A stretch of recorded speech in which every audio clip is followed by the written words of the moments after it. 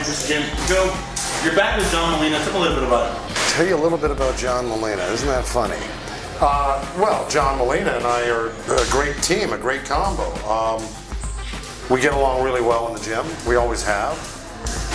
We hit it off before we even started training together, to tell you the truth. He's funny. He's fun to be around. He's a good kid.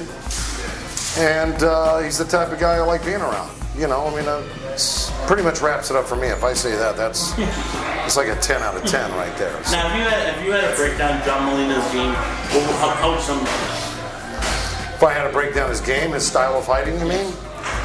Well, that's exactly what I did. I broke down his style, and we implemented the style that I thought suited him best, that he took to very well, and went on a great win streak with, and it's proven effective.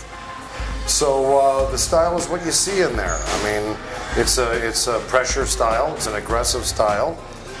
It's you're going to have to, you know, if you're going to fight John Molina, you're going to have to fight 3 minutes around.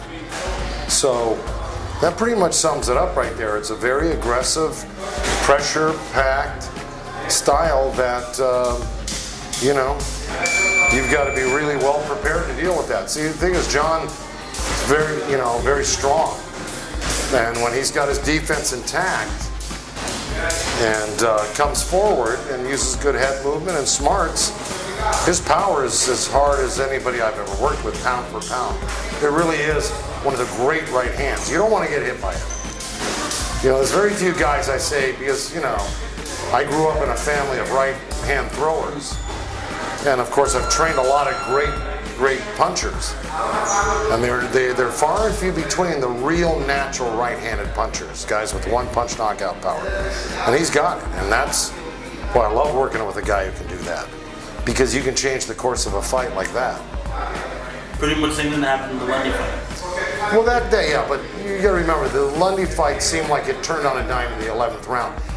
If you study that fight, the tide started shifting midway through that fight. You know, that was our plan. We weren't trying to necessarily do extraordinary things early on. We wanted him to shoot off a little steam. We wanted to stay within our defense, not get exposed to too many rapid combinations early. Figure we slow him down a little bit, and then we'd step on the gas, which we did around the 4th, 5th round. And by the 8th round, we had him down. See, so we didn't get him down in the 8th round because that was just a lucky punch. We had been working him and working him and working him, breaking him down. It was a 3-part fight. So if you really study it, it had 3 sections to it. By the end of the 8th round, going to the 9th, 10th, and 11th, then it was just full steam ahead. By the 10th and 11th, I took off all the restrictions and said, let everything go now because he's very vulnerable. So I knew it was going to be. I had called in the locker room an 8-round knockout. We almost pulled that one out of our hat. But as it turns out, it was the 11th round. It was just fine as long as we knocked him out, because that was our whole intention going there, was not to win a decision or any other type of decision. It was to knock him out. But it was a testament to John's patience, his conditioning, and following the game plan. Because he really did follow the game plan. That's hard to get fighters to do that, believe it or not, to stick with the game plan.